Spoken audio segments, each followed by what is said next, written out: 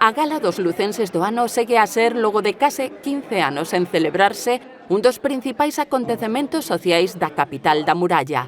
Os galardóns que entrega o Grupo El Progreso recoñecen o talento das persoas que destacan dentro e fora da provincia polos seus méritos en distintos ámbitos. O presidente da Deputación participou canda o resto de autoridades locais e provinciais na entrega dos 11 premios concedidos este ano. Os sentimentos de gratitude e orgullo afloraron en cada un dos recéns nomeados Lucenses do Ano nas súas intervencións presenciais e virtuais.